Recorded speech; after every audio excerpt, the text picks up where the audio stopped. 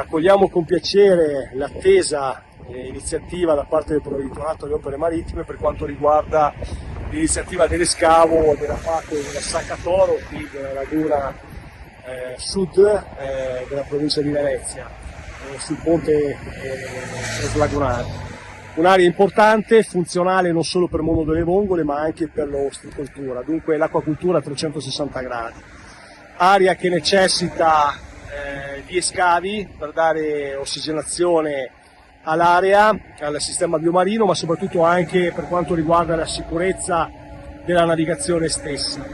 Più volte quest'area è stata soggetta a richiesta di interventi, già nel lontano inverno del 2023 eravamo anche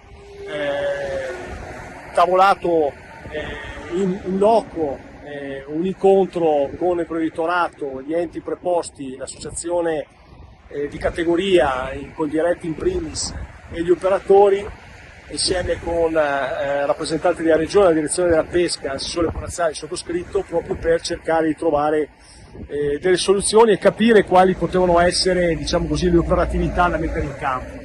Finalmente, a distanza di tempo, purtroppo la burocrazia in questo paese la fa da padrona, sappiamo, non solo sul tema della pesca ma in tanti altri settori, però vogliamo essere positivi e propositivi, a dunque maggior ragione accogliamo con entusiasmo l'inizio dei lavori che, come apprendiamo, saranno a breve.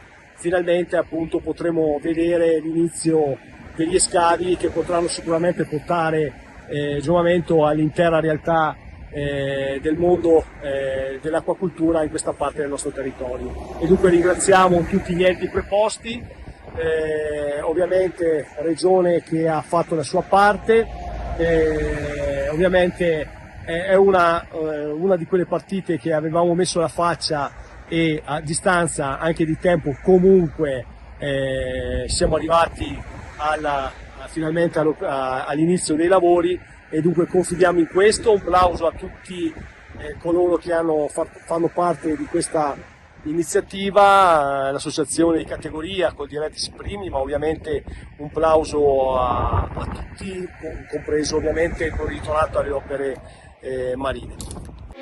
Il Caffè del Mare, un luogo dove ogni momento si trasforma in un'esperienza gustosa e appagante da vivere in coppia o con gli amici, immersi in un'atmosfera accogliente, vivace e inconfondibile. Sarai accolto con il sorriso, seguito con cura e consigliato con professionalità, perché per noi ogni ospite è speciale.